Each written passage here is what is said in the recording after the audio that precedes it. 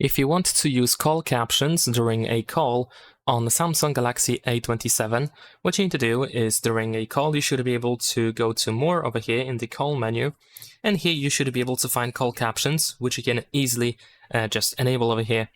And now of course you should be able to hear what the other person is saying, or maybe even what you are saying during the call, so you can see the text over here. You can tap on this icon as it is being displayed right now to turn off captions. So you can just return to the normal voice call just like that. Now, in case you don't have the call captions over here, first of all, we need to end the call. And secondly, we want to go to the phone app.